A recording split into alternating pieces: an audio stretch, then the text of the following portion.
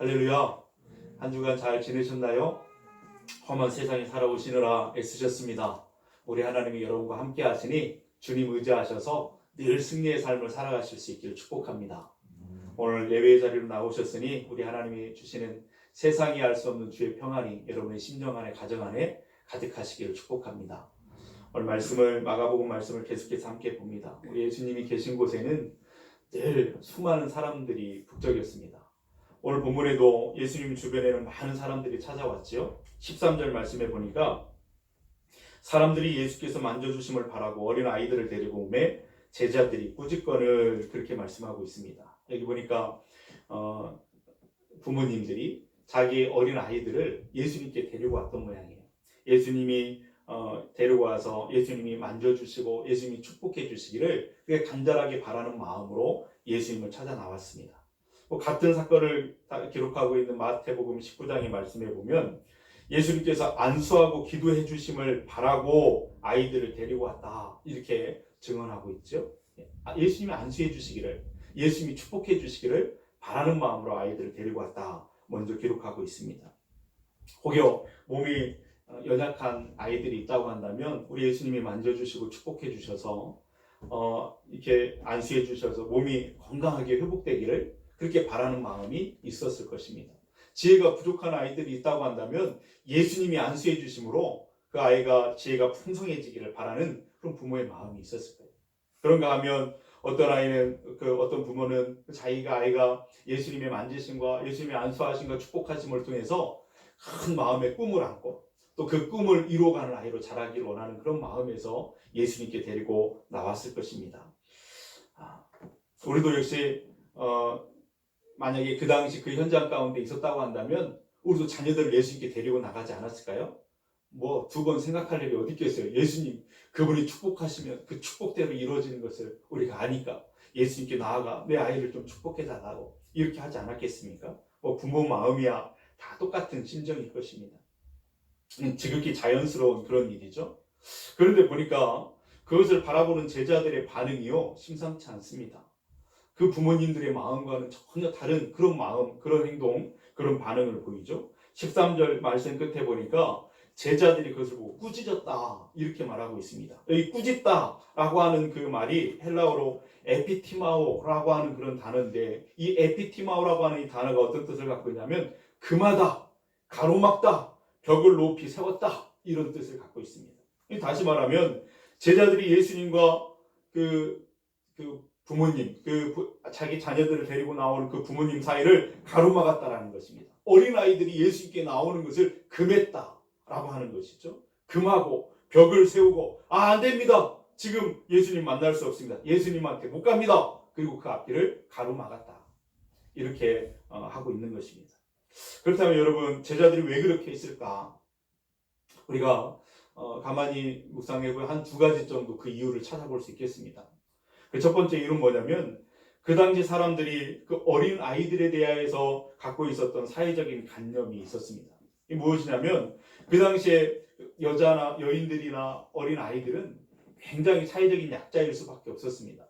얼마나 사람 취급을 받지 못했었냐면 사람들이 모여있는데 그 사람들을 헤아리는 숫자에도 그 수를 헤아리는 거기에 포함되지도 않았었습니다. 그러니까 어린 아이들은 재구실을 못하는 어떤 좀 사람 취급을 제대로 받지 못하고 인격 대우를 받지 못하는 그런 무시당하는 미천한 존재로 그렇게 여김을 받고 있었던 그런 시대다라고 하는 것이죠. 그런 사회적인 관념이 다 이렇게 있는데 그 제자들, 예수님의 제자들까지도 그 마음 가운데는 그런 것들이 뿌리 깊게 자리하고 있었다라고 하는 사실을 알게 되죠. 그래서 제자들은 어린 아이들을 향해서 예수님께 나오는 그들을 향해서 막아서고 아니 여기가 어디라고 어린아이들이 오는 거냐고 가라 애들은 가라 이렇게 하면서 가로막았다라고 하는 것이죠. 두 번째 가능성은 그것입니다. 제자들이 예수님을 생각하면서 위한답시고 예수님 위한답시고 하는 말이 바로 이것이었을 것입니다.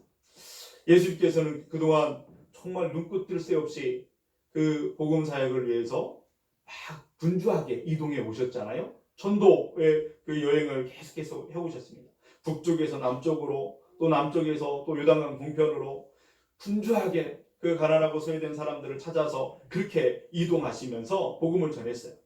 그곳에서도 예수님은 바리새인들과 또 서기관들과 이런 사람들, 그런 사람들과 논쟁을 벌이고 그렇게 피곤한 일정들을 소화해내셨습니다. 바로 이 앞에도 예수님을 시험하려고, 그 공경에 빠뜨리려고 그 덫을 놓고 바리새인들이 이혼에 대한 어떤 질문을 그렇게 던지고 그들과 함께 논쟁을 벌였던 사건을 우리가 지난주에 우리가 함께 보았지요. 그 논쟁을 하면서 예수님은 피곤하셨을 거예요. 고단하셨을 것입니다. 그것을 잘 알고 있는 제자들은, 아니 우리 선생님이 지금 얼마나 바쁘고 지금 고단한데, 피곤한데, 아니 지금 얘들까지 데려가가지고 지금 그 시간을 낭비하게 하느냐고 불평했을 겁니다. 그러면서 당신들 지금 정신이 지금 제대로 있는 거냐고, 지금 가라고. 그러면서 그 앞길을 막고 있는 제자들의 모습을 우리가 상상해 볼 수가 있겠습니다.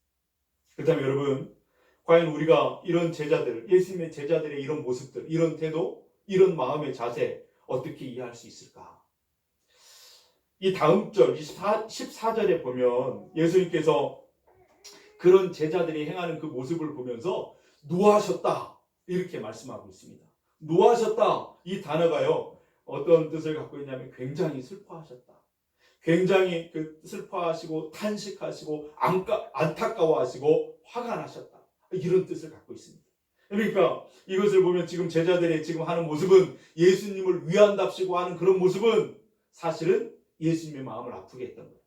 예수님과 생각은 전혀 다른, 지금 그들의 행동은, 그들의 자세는, 그들의 마음의 태도는 잘못됐다라고 하는 것이죠. 올바르지 않다는, 주님이 기뻐하시는 일이 아니었다라고 하는 것을 우리가 알 수가 있습니다. 여러분, 지금 제자는 마땅히 해야 되는 일이 뭘까요? 제자의 직무가 뭐예요? 제자들이라고 하는 것은 뭐냐면 예수님과 사람들 사이를 연결해주는 통로가 돼야 되지 않겠습니까? 사실은 세상과 사람들 사이에 다리 놓는 역할을, 더 많은 사람들을 예수님을 만나게 하고 예수님께로 돌아오게 하는 그런 역할을 해야 되는 것이 제자들의 직무 아니겠어요? 그런데 이 제자들은 나가서 한 사람이라도 더 예수님을 만나게 하려고 예수님께 데려오는 것이 아니라, 그러기는커녕 자기 발로 그 간절한 마음을 가지고 소원을 갖고 예수님께 찾아나온 사람들을 가로막고 서 있습니다. 오히려 예수님을 만나지 못하도록 그 복음의 걸림돌이 되고 있다는 사실을 우리가 여기서 보게 되죠. 그럼 우리 예수님께서는 우리를 만나주시기 위해서 우리를 찾아오셨습니다. 선을 넘어서 우리를 만나기 위해서 이 땅 가운데 오신 분이시잖아요. 저 하늘에서 이 땅 가장 낮은 자리로 선을 넘어 오셨습니다. 유대인에게서 이방인을 찾아가시죠. 남자에게서 여자에게로 소외된 이들을 찾아가셨습니다. 의인에게서 죄인에게로 찾아가고, 가진 자에게서 없는 자에게로 찾아가고, 건강한 자에게서 병든 자에게로 끊임없이 그 주님은 선을 넘어 그들에게로 찾아가 그들을 만나주셨어요. 예수님은 그렇게 찾아가시는 분이셨어요. 그런데 제자들은 오히려 예수님과 사람들 사이를, 예수님을 만나기 위해서 찾아오는 사람들 사이를 가로막고 선을 그어놓고 벽을 높이 세워놓고 에피티마오, 금했다라는 겁니다. 오지 못하도록, 예수님 만나지 못하도록 복음의 걸림돌이 되고 있는 그들의 모습을 보게 되죠. 더구나 우리 예수님은 지금 그 막힌 담을 다 허물치기 위해서 지금 어떻게 하고 있는 거예요? 마지막 그 십자가를 지기 위해서 예루살렘을 향해 가는 여정 가운데 있었습니다. 마지막 그 예루살렘을 향해 나아가는 그 여정 가운데 있는 지금 모습이거든요. 그러니 지금 그 마음을, 그 예수님의 그 십자가를 지시기 위해서 가시는 그 마음을 제자들이 전혀 몰라주고 있으니, 그 안타깝고 그 슬퍼하며 탄식하고 지금 막 화가 나는 그런 주님의 마음을 우리는 여기서 느끼게 된다는 것이죠. 사실 그런데 우리가 이 제자들의 모습을 보면서 정말 실망스럽고, 어떻게 그렇게 예수님을 몰라주나, 예수님이 하셨던 그 모습을 보면 좀 달라져야 될 것인데, 예수님의 마음을 좀 기쁘시게 해야 될 것인데 왜 이렇게 하는가 실망스럽고 비난하고 비판하지만, 2000년 지난 오늘 우리의 모습은 어떠한가? 우리의 모습을 좀 돌아본다면 그것과 다른가? 우리가 한번 살펴봐야 됩니다. 우리가 살면서 나보다 조금이라도 연약해 보이고 가진 것이 없어 보이는 그런 사람을 만나게 되면 마음속으로부터 나도 모르게 딱 생기는 게 있어요. 무시하게 됩니다. 무능해 보여서 무시가 되고, 가난해 보여서 무시가 되고, 내 인생의 방해거리라도 될 것만 같아서 그 사람을 피하고 싶은 마음이 사람들의 마음이 있어요. 그래서 별 볼 일 없어 보이는 사람, 내 인생이 별로 도움이 될 것 같지 않는 그런 사람, 나보다 낮아 보이는 어떤 사람을 보면 그 사람을 진심으로 대하고 그렇게 진심으로 섬기고 존중하고 하나님이 말씀하신 것처럼 사랑한다라고 하는 것이 여러분 말처럼 쉬운 문제가 아니라는 사실을 우린 지나온 삶의 경험을 통해서 너무나 잘 알고 있습니다. 그래서 어떤 그 길거리에서 그 복음을 전하고 또 가난한 사람들에게 음식을 나눠주는 일에 헌신하기 위해서 이제 그렇게 하는 어떤 분의 이야기를 들었어요. 그분이 그날도 이제 노숙자에게 전도지를 나눠주고 음식을 나눠주는데 그 몸에서 그 몸이 너무 더럽고 너무 악취가 나고 냄새가 너무 많이 나가지고 순간 자기도 모르는 사이에 자기 마음에 쭉 그런 생각이 들더라는 거예요. 내가 이게 잠깐이라도 계속해서 일은 못할 수도 있겠다. 이런 생각이 자기도 모르는 사이에 들더라는 거예요. 그만큼 영혼 구원을 위해서 주님의 마음을 품고 평생을 그렇게 헌신하겠다고 소원했던 그런 사역자도 사실은 나보다 낮은 한 사람을 섬기는 것이 그렇게 어렵고 힘든 일이다라고 하는 것을 우리가 보게 되지요. 그런가 하면 제가 전에 있던 교회에서 섬길 때 새가족부를 담당할 때 그런 분을 만난 적이 있어요. 나이가 지긋하세요. 근데 이제 교회를 나오셨어요. 그래서 이제 뭐 이렇게 이야기를 하는 가운데 교회 다녀보신 적이 있으냐고 물어봤더니 교회 다녔던 적이 있대. 어릴 때 교회 나가서 신앙생활을 해봤대요. 그런데 지금 20년 가까이 교회를 다니지 않고 교회를 쉬고 있었다고. 방학에 있었대요. 그리고 이제 다시 계약했대요.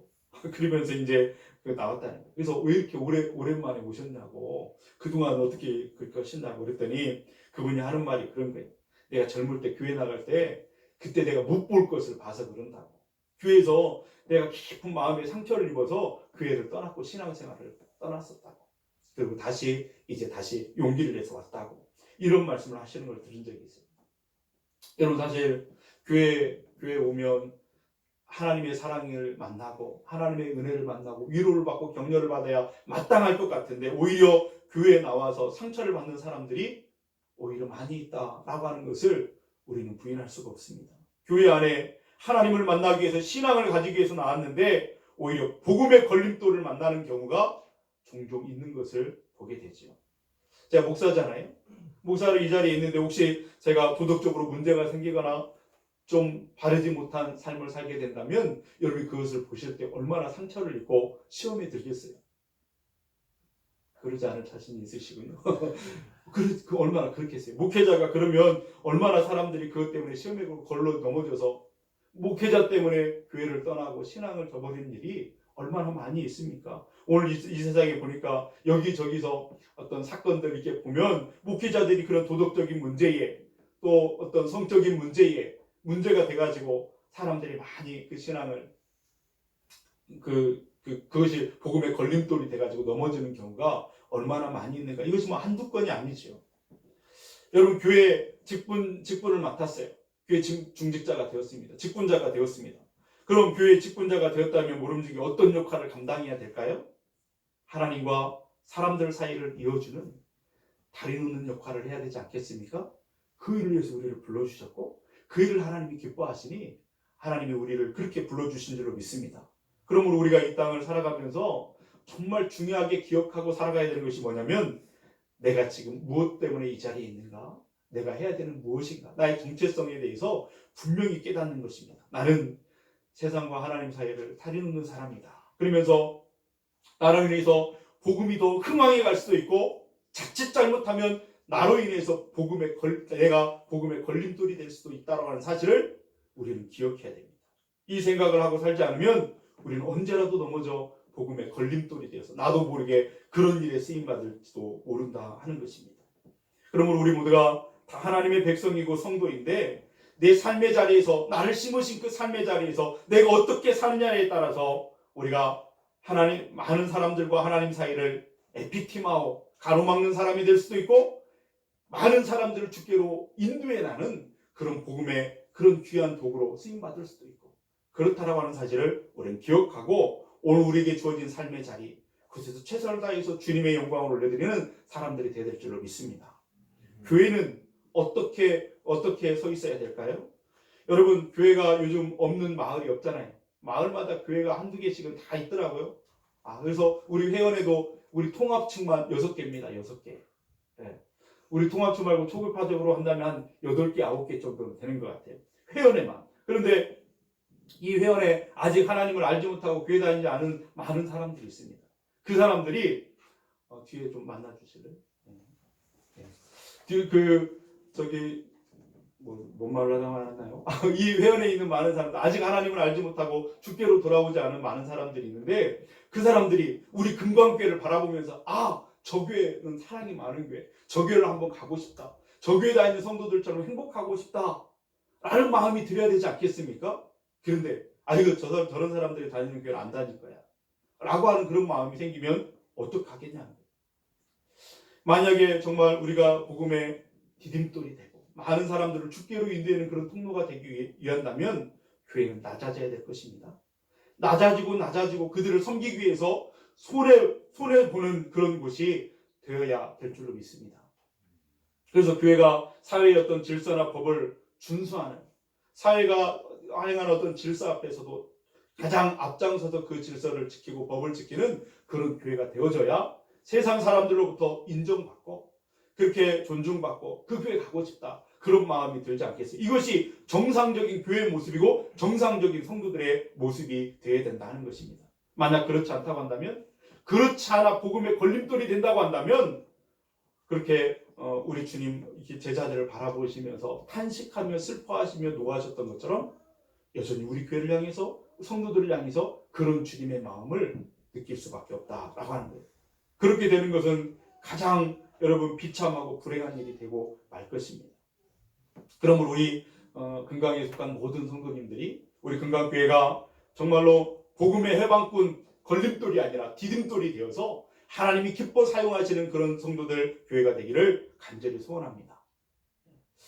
다시 본문에 가면 우리 예수님께서 이런 제자들을 보시고 화가 나셨어요. 노하셨죠? 14절에 보니까 예수께서 보시고 노하시어 이르시되 어린 아이들이 내게 오는 것을 용납하고 금하지 말라 말씀하셨습니다. 이렇게 예수님이 제자들을 말리면서 그러지 말아라, 애들이 얼마나 사랑스러우냐, 소중한 존재들이냐, 애들이 내게 오는 것을 너희들은 막지 말아라, 그렇게 말씀하시면서 쭉 건너뛰어서 16절에 그 어린아이들을 안고 그들을 위해 안수하시고 축복하셨습니다. 그렇게 끝나도 전혀 이상하지 않는, 내용이 이상하지 않는 그런 말씀이 될 거예요. 그런데 오늘 본문에 보니까 가만히 보면 중간에 예수님이 말씀하시는 중에 하나님 나라에 관한 그런 어떤 굉장히 중요한 내용을 여기에 중간에 담고 있다라고 하는 것을 보게 되죠. 14절 후반절부터 15절 말씀에 보면 하나님의 나라가 이런 자의 것이니라 내가 진실로 너희에게 이르노니 누구든지 하나님의 나라를 어린 아이와 같이 받들지 않는 자는 결단코 그곳에 들어가지 못하리라 하시고, 이 말씀이 거기에 삽입되어 있습니다. 하나님 나라를 어린아이같이 받들어야 하나님 나라에 들어갈 수 있다라고 분명하게 예수님이 가르쳐주고 계시죠. 여기서 받든다라고 하는 이 단어가 헬라어로 데코마이라고 하는 단어입니다. 받아들이다, 영접하다, 수용하다 이런 뜻을 갖고 있습니다. 그러니까 어린아이에 대한 관심에서 시작해서 이제 하나님 나라에 들어가는 자격과 조건에 대해서 지금 말씀하시는 그런 내용으로 이어지고 있는 것이죠. 굉장히 중요한 메시지를 우리에게 주고 있습니다. 그렇다고 한다면 어린아이들의 어떤 모습이 도대체 하나님 나라에 들어갈 수 있는 자격과 조건이 되는가? 우리는 오늘 이 말씀을 통해서 그 모습을 우리가 배워져 가고 다시 회복되어져 가는 그런 모습이 되야 될 줄로 믿습니다. 우리가 알아야 될 것은 예수님은 어린아이들을 절대화시킨 것이 아니에요. 어린아이들은 조건이 없어 그냥 천국에 다 들어갈 수 있어. 몇 살 이하 아이들은 그냥 다 깨끗하고 순전하니까 그냥 다 천국에 들어갈 조건이 없어. 이렇게 그냥 절대화시켜서 말하는 것이 아니에요. 이 어린아이들의 어떤 마음이, 어떤 태도가, 어떤 자세가 예수님으로 하여금 천국에 들어갈 수 있는 자격을 제자들이 가르치는가, 우리가 눈여겨봐야 되는 것이죠. 생각해 보십시오. 어린아이들 가만히 생각해 보면 여기서 말하는 이 어린아이들은 예수님이 안고 안수하고 축복하실 만큼 어린아이들을 가리키는 거예요. 유아들 가리키는 거죠. 그런데 이 어린아이들이 어떤 특징을 갖고 있는가 가만히 한번 생각해 보십시오. 우리들도 그런 때가 있었죠? 어릴 때가? 생각이 나시나요? 너무 오래돼가지고 생각이 안 나죠? 예. 우리 어린아이들을 생각해보면 어떤 특징들을 갖고 있을까요? 아까도 말한 것처럼 데코마이, 어린아이처럼 받들지 않으면 수용성, 수용하다, 영접하다, 이게 받아들여. 이게 수용성. 어린아이들은 굉장히 잘 받아들여요. 모든 것들이요. 그죠? 그래서 모방을 잘 하잖아요? 그래서 누구 흉내를 잘 내고 이런 것들을 보게 됩니다. 수용성이 아주 좋죠. 무엇인가를 잘 받아들이고 그런 어떤 순진하여 그렇게 하는 것을 보게 돼요. 그런 특징이 있는가 하면 또 어린아이들은 호기심도 많습니다. 말이 한번 탁 터지기 시작하면 서너 살쯤 되면은 궁금증이 많잖아요. 그래서 서너 살쯤 되는 아이들에게 가장 자주 듣는 말이 뭐예요? 그 아이들한테 이게 뭐야? 이게 뭐야? 뭐야? 이게 뭐야? 이 말을 가장 많이 듣잖아요. 호기심이 많아요. 그리고 그냥 끝도 없이 그냥 물어보는 그런 것들을 우리가 경험하게 되기도 합니다. 그런가 하면 아이들은 고집 센 아이들도 있지만 하고 싶은 거 꼭 해야 되는 그 고집도 있지만 대개가 다 순진하고 착한 마음, 선한 마음들이 어린아이들이 있어요. 순진한 마음들이. 그렇죠? 때묻지 않은 깨끗한 마음들이 그들 안에 있는 걸 보게 돼요. 그래서 예를 들어서 어른들이 너는 커서 뭐가 되고 싶으냐 이렇게 물어보면 어린아이들은 뭐라고 말해요? 예, 선생님이 되고 싶어요. 간호사가 되고 싶어요. 그렇게 하잖아요. 그러면 간호사가 되고 싶어요. 요리사가 되고 싶어요. 그러면서 그래서 그렇게 행복하게 살고 싶다고 말해요. 여러분 그런 아이들을 봤나요? 나는 커서 도둑놈이 될 거예요. 나는 커서 남의 것을 훔치는 사람이 되고 싶어요. 이런 사람들을 봤나요? 아이들이 가장 그 마음 가운데 그냥 순진한 마음들, 착한 마음들이 그들 안에 있는 것을 보게 되죠. 또 아이들은 사람들의 말을 잘 믿습니다. 그냥 이렇게 그 속에 감춰 있는 말을 막 이렇게 생각하고 막 그러지 않아요. 있는 그대로 말을 잘 믿고 하는 것을 보게 되죠. 순진한 그런 모습들을 보게 됩니다. 그래서 이상한 사람도 엄마 아빠가 그렇게 교육시키잖아요. 요즘 누가 사탕 준다고 하면 과자 준다고 하면 따라가지 말아라. 큰일 난다. 그러면서 그렇게 교육할 만큼 아이들은 사람들의 말을 잘 들어요. 그리고 사람들을 누구 이렇게 가리고 이렇게 보진 않아요. 그리고 그냥 이렇게 많은 사람들을 이렇게 포용할 수 있는 모든 사람들을 좋아하는 아이들의 그런 모습들을 우리가 보게 되죠. 그런가 하면 아이들은 솔직합니다. 눈치가 없을 만큼 솔직하죠. 그래서 어떤 분이 그랬다잖아요. 어떤 집사님이 교회를 몇 번 빠져가지고 전화를 드렸대요. 신방 달라고. 전화를 드렸는데 엄마가 목사님 전화가 딱 또 오니까 아이한테 핸드폰을 딱 주면서 엄마 없다고 그래라. 그랬더니 아이가 딱 받으면서 목사님 엄마가 없다고 말하라는데요. 그렇게 눈치가 없을 만큼 순진하고 순박하죠. 여러분 제가 어디 이렇게 보니까 어떤 콘서트장에 어떤 엄마하고 아이가 TV를 보면서 연예인들 너무 예쁘다 너무 잘생겼다 막 그래요 감탄하고 있는데 한 번 기회가 돼가지고 콘서트장에 갔대요. 콘서트장에 갔는데 막 화나고 막 이렇게 하다가 이제 끄트머리가 가서 이제 누구인지 한번 데려와가지고 이제 인터뷰를 하고 막 그렇게 됐어요. 근데 앞에 있었던 그 어린아이가 엄마가 이제 불림을 받았어요.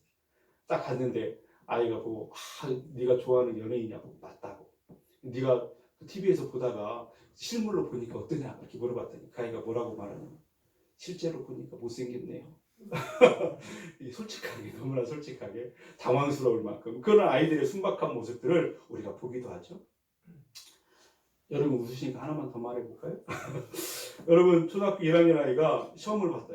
시험 문제 이런 문제가 됐답니다. 실제로 시험 문제 이런 문제는 다음과 같은 일을 겪는다면 어떤 마음이 들까요? 이렇게 하면서 이렇게 말했어요.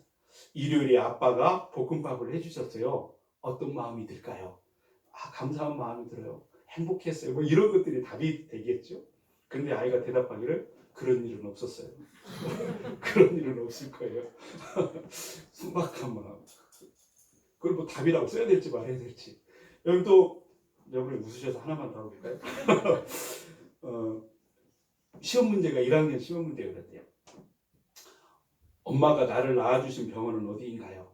1번 안과, 2번 성형외과, 3번 산부인과, 4번 정형외과, 5번 소아 청소년과. 그랬더니 아이가 답을 썼어요. 없는 번호를 6번 만들어가지고 메디파크. 내가 나온 병원이 거기 없는 거예요. 그래서 자기 병원을 이름 쓰고 거의 다 체크를 했다고. 아주 아이들이 순박하고 이렇게 순진한 그런 마음들, 그렇게 이런 아이들, 그렇게 또 아이들은 정말 그 중요한 그 태도나 자세 가운데 하나가 뭐냐면 정말 자기의 연약함을 인정해요. 자기의 연약함을 인정하죠. 그래서 여러분 아이들은 잘 울잖아요. 왜 울어요? 할 수 없으니까. 자기가 배고프면 배고픈데 밥을 달라고 울잖아요. 오줌 싸고 기저귀 안 갈아주면 울잖아요. 오줌 쌌는데 안 우는 아이들을 봤어요. 울잖아요. 왜 그래요? 나는 배고픈데 내가 해결할 수가 없는 거예요. 나를 좀 어떻게 먹여달라는 거예요. 누구한테 의지하는 거예요? 엄마한테. 나 좀 먹여달라는 거예요. 내 지금 똥기저귀 치워달라는 거예요. 그러면서 자기의 연약함을 인정하고 그렇게 그게 순박한 그런 모습들을 우리가 보게 돼요. 그래서 뭔가 신뢰하고 의존하는 그런 성향들이 그 자녀들에게 있다는 것을 보게 됩니다. 그런 마음의 태도와 그런 마음의 자세들이, 그런 모습이 천국에 들어가는 참 좋은 조건이 되고 그런 자세가 된다라고 하는 것을 예수님이 말씀하고 있는 것입니다. 그러므로 여러분 정리해 본다면 어린아이는 어떤 아이인가? 어린아이는 어떻게 말할 수 있겠는가? 어린아이들은 솔직하고 또 순전한 마음으로 누군가를 전적으로 의지하고 도움을 청하는 그런 마음의 태도를 가진 사람들이 바로 어린아이들의 자세요, 그런 모습이다라고 하는 것을 보게 됩니다. 그런 모습이 천국에 들어가는 참 좋은 자세요, 태도이다라고 하는 것을 보게 됩니다. 여러분 우리가 천국에, 우리가 예수님을 믿음으로 천국에 다 들어가게 그 자격을 얻었잖아요. 그렇죠? 우리 그 본향이 천국의 본향을 두고 오늘을 살아가는 그런 사람들입니다. 우리가 마음의 문을 열고 예수 그리스도를 나의 구조로 영접했기 때문에 그런 자격을 얻은 것이죠. 근데 여러분 생각해 보십시오. 여러분 예수님에 대한 분명한 고백을 우리가 다 했을 것입니다. 우리가 어떻게 하나님의 자녀가 되었는가, 분명한 그 고백 가운데, 그 믿음 가운데 하나님의 자녀가 되었다면 그런 고백이 동일하게 있지 않겠어요? 예수님만이 나의 구원자이십니다. 예수님이 나를 위해서 십자가에 돌아가셨습니다. 나의 죄를 그래서 해결해 주셨습니다. 저는 예수님이 아니면 죽을 수밖에 없는 그런 존재였습니다. 날마다 예수님의 은혜가 아니면 나는 한순간도 살아갈 수 없습니다. 예수님의 은혜만이 나를 살게 합니다. 이런 고백이 우리에게 분명하게 있지 않겠습니까? 그런데 만약에 그런 고백들이 만약에 정직하지 않다고 한다면, 진실하지 않다고 한다면, 그 신뢰가 100% 주님을 신뢰하는 그런 고백이 아니라고 한다면, 아이고 내가 그냥 세례 받을 때 그냥 막 누가 막 세례 받아야 된다고 말해가지고 그냥 했다고, 당신 예수님을 믿으면 예 믿어요, 그랬다면, 우리가 진심으로 예수님을 의지하는 마음으로 지금 살지 않고 있다고 한다면 그 사람의 마음의 태도나 자세가 천국에 합당한 사람이 되겠는가? 라고 주님이 우리에게 말씀하고 있는 겁니다. 진실한 고백, 주님의 은혜 아니고는 살 수 없습니다라고 하는 그런 고백이 있다고 한다면 주님을 바라보고 주님이 기뻐하시는 삶을 살아야 되는 것이 마땅한 우리의 삶의 모습인 줄 믿습니다. 그냥 100% 주님을 신뢰하지 않고 그런 고백이 아니라고 한다면 우리는 언제라도 주님 아니고서 다른 것들을 의지하는, 그렇게 되고 말 거예요. 여러분 부자들이 천국에 들어가기 어렵다, 예수님은 비유를 통해서 말씀해 주셨죠. 왜 그렇습니까? 이 기댈 곳이 너무 많은 거예요. 예수님 아니라 의지할 곳이 많은 사람들, 돈이나 명예나 권력이나 자기가 가진 재산들이 너무 많아서 포기할 수 없고 아쉬울 것이 하나도 없는 그런 사람들, 여전히 더 많이 갖고 싶고 더 많이 누리고 싶은 그런 욕구들, 더 높아지고 교만한 그런 마음을 가진 사람들, 여러분 그런 사람들이 예수님을 제대로 의지할 수 있겠습니까? 예수님이 아니면, 예수님의 은혜가 아니면 내가 살 수 없습니다라고 하는 진짜 고백, 순도 100%의 주님을 신뢰하는 그 고백이 될 수 있겠습니까? 예수님 아니더라도 다른 것을 기대할 수 있다고 생각하는 그런 모습이라면 그런 어려운 일이라 이렇게 말을 하고 있는 것입니다. 여러분 사람은 언제 우리가 예수님을 정말 만날 수 있는 정말 좋은 기회가 될 수 있을까? 모든 순간이 다 우리 하나님을 만나는 좋은 기회가 돼야 되겠지만 사실은 그 가운데 하나는 내 마음이 가난해질 때입니다. 내 마음이 가난해질 때예요. 그래서 내 마음에 정말 하나님 예수님 없이는 살 수 없습니다. 예수님으로 채워지지 않고서는 세상에 어떤 것으로 채울 수가 없습니다 라고 하는 내 마음에 가난해질 때 우리 하나님의 은혜를 만나는 참 좋은 기회가 된다 하는 것입니다. 심령이 가난한 자는 복이 있나니 천국이 그들의 것이다 라고 말씀하신 것처럼 가난한 사람들, 마음이 가난해질 때, 그래서 완전히 내 마음이 바닥이 되고 내가 정말로 아쉬운 일이 정말 생기고 정말 내가 나약하고 연약함을 인정할 수밖에 없는 그때에 우리는 하나님의 은혜를 만나는 좋은 기회가 될 수 있다라고 하는 것을 우리가 생각해 봅니다. 그래서 여러분, 중요한 수술을 앞두고 우리의 기도가 하나님 앞에 드리는 것과 기도가 얼마나 진실해요. 얼마나 간절합니까? 우리가 인생의 중요한 문제 앞에서도 하나님 앞에 기도할 때 그 기도가 얼마나 진실하고 절박하고 간절합니까? 우리 한번 돌아보세요. 누가 시키지 않아도 순도 100%의 그런 간절한 마음이 거기에서, 그 기도에서 쏟아져 나오는 것 아니겠습니까? 우리의 힘이 빠지고 우리의 힘과 우리가 의지했던 그 모든 것들 내려놓고 하나님이 아니면 될 수 없습니다. 하나님의 은혜로만 됩니다. 라고 하는 그런 간절한 마음이, 내 마음은 낮아지고 가난해지고 어린아이처럼 솔직해지고 그야말로 예수님을 진심으로 만날 수 있는 그때가 그 은혜의 시간, 기회의 시간이 된다라고 하는 것을 우리가 기억해야 될 줄 믿습니다. 그러므로 여러분의 마음이 가난해지기를 축복합니다. 하나님의 은혜로 갈급해지는 심령이 될 수 있기를 축복합니다. 그런 깨끗한 마음, 진실한 심령, 그래서 주님을 향한 전적인 신뢰와 의지하려고 하는 그런 마음이 언제나 우리 마음 가운데 있을 때 하나님의 은혜는 공급되어지고, 이것이 하나님의 은혜라고 하는 것을 고백하고 간증하는 그런 삶이 계속 이어질 수 있기를 주님의 이름으로 축원드립니다. 여러분, 십자가에 달렸던, 예수님 옆에 달렸던 강도를 한번 생각해 보십시오. 얼마나 그 사람이 절박했겠어요? 간절했겠어요? 지금 마지막 그 순간이잖아요. 마지막 순간 그 주님을 바라보는 그 강도의 그 간절함을 우리가 한번 생각해 볼 수 있습니다. 얼마나 진실한 고백을 하나님께 드렸겠어요. 주님, 당신의 나라에 임할 때 나를 기억해 주십시오. 그 말이 그러든지 말든지 그래도 좋고요, 안 그래도 이러겠습니까? 나를 좀 기억해 주십시오. 나를 좀 불쌍히 여겨 주십시오. 얼마나 진실했겠어요. 그때에 하나님의 나라 천국이 그에게 임한 줄로 믿습니다. 여러분, 삭개오를 보십시오. 나무에 올라갔던 그 삭개오요. 그러니까 평생에 집착하고 붙잡기를 원했던 돈, 명예, 권력, 재산, 그것들보다 훨씬 더 소중한 가치를 그가 깨닫게 되잖아요. 내려오라 삭개오야. 부르시는 예수님의 말씀 앞에서 한 걸음에 내려옵니다. 그리고 그가 그렇게 움켜쥐고 싶었던, 꼭 붙잡고 놓지 않았던 그것들, 이제 더 이상 그것들을 아까워하는 그런 마음이 생기지 않습니다. 그때 진정한 예수님이 말씀하시길 네가 아브라함의 자녀가 되었다라고 그때 말씀이 임한 것을 보게 됐죠. 한밤중에 예수님을 찾아왔던 니고데모를 한번 생각해 보십시오. 이 사람은 이스라엘의 지도자였습니다. 리더였습니다. 그 사람이 그런 직분을 가지고 그런 신분을 가지고 예수님을 찾아왔던 것이 아니었어요. 갈급한 마음, 영혼에 대한 그런 갈급한 갈증, 영혼에 대한 그런 갈급함, 이것을 가지고 예수님 앞에 정직한 모습으로 섰을 때, 이 영혼에 대한 갈급함으로 주님 앞에 섰을 때에 놀라운 복음을 그가 그때 들었던 것을 우리가 보게 됩니다. 은혜의 기회를 그때 누린 것이죠. 여러분, 우리는 코로나19로 인해서 정말 어렵고 힘든 시간들을 보내고 있습니다. 이런 힘든 상황에서 많은 사람들은 어떻게 하든지 이것을 좀 잘 이겨보고 잘 해결해보고 참 무사히 통과하기를 바라서 그렇게 모든 노력을 다 기울이잖아요. 자기가 가진 모든 힘과 능력과 실력과 그런 것들을 다 동원해서 그렇게 해보려고 애쓰고 있습니다. 그러는 중에 그러는 가운데 우리가 기억해야 될 것은 뭐냐면, 이 코로나 상황 가운데에서 우리의 마음을 낮추고 이건 내 실력이나 내 힘이나 내 능력으로 될 수 있는 것이 아니잖아요. 하나님만이 하실 수 있습니다. 하나님만이 우리의 이 시간을 안전하게 지켜주실 수 있습니다. 그 시간을 내 마음을 낮추고 겸손한 태도로 주님을 앞에 나아갈 때, 이것은 주님을 더 깊이 만날 수 있는 은혜의 시간이 되는 줄로 믿습니다. 코로나 때문에 하나님을 만나지 못하고 코로나 때문에 말씀 가운데 기도 가운데 나아가지 못하는 핑계거리가 아니라 오늘 이것이 하나님을 더 깊이 만날 수 있는 내 마음의 가난한 심령이 될 수 있는 은혜의 시간인 것을 기억하고 주님을 더 가까이 나아가는 저와 여러분들 될 수 있길 바랍니다.